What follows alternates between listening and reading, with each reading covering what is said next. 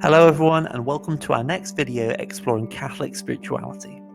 This video is going to address one of three key foundations for developing a relationship with God.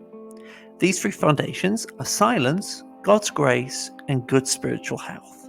They are all deeply connected, but in order to give them the attention that they deserve, I wanted first to look at each separately. Let's begin with silence, the need to cultivate it, and how to do so. Now, in the Hebrew sense, the word silence can refer to two different words.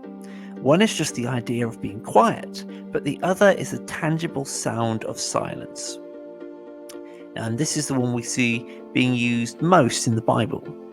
Now, this one, damama, is heavily linked to the Hebrew word for blood, dam.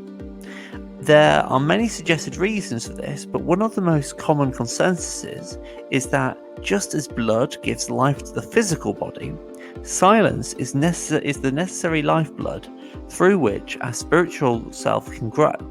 Why is it then that damama is such an effective way of encountering God and developing our relationship with Him further? The primary reason is that by coming to a place where the silence could almost be described as loud, we cut out the stimulus of the physical world around us. Now, these physical stimuli by themselves are not bad, but are much easier to notice than what is going on in our mental and spiritual life. By taking them out of the picture, we become far more aware of our mental and spiritual stimuli.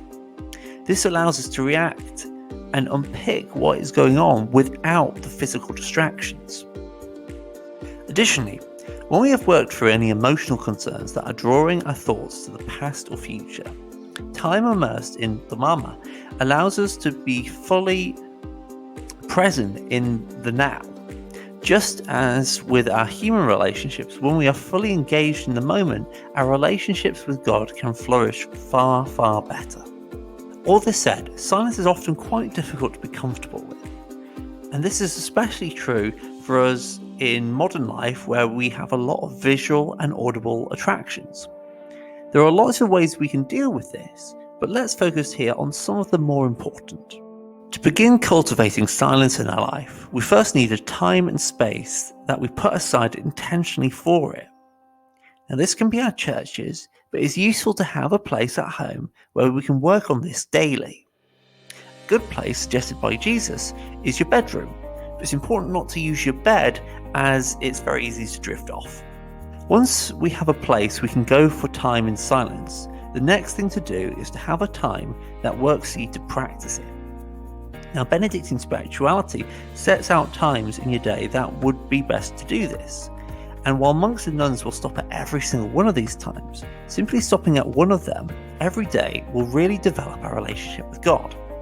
A really good time to practice with is just when we get up in the morning. The reason being that we haven't had the distractions of our day starting to clutter up our mind.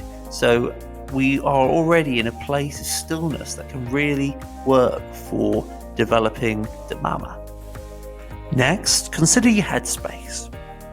When we start to really engage in damama, the emotional and spiritual matters will rise to the front of our mind. These are excellent things to bring to God to receive His guidance and support with, but may also form a barrier to really embracing the silence. If we have not yet established a firm relationship with God, the common worry is that we will just be sat alone with our anxieties and worries. Now, while we are made for a full relationship with God, we are also made for communion with other people. It really helps to bring these worries to both God and to those close to you. Work them out in your own time, and with these twin supports of God and others, the silence we try to cultivate externally will eventually echo within us. Lastly, it is important to note that the silence we ultimately seek is the damama inside us, not outside of us. While having it outside of us helps a lot, this internal damama is the most important. For this reason, you'll notice many prayer styles are vocal. As we explain in our video about the 3 stages of prayer, prayer of the lips prepares the ground in which damama can happen within us. What is important though is that after we first speak to God through these styles, we then listen to Him in the Dhammama that follows. It is for this reason that silence is one of the foundations of prayer. I hope you have found this video helpful. If you're interested in making it practical, from now on I challenge you to fix in your day a minimum of intentional silence for at least 2 minutes. You'll often need the first minute of silence to allow everything to settle within you.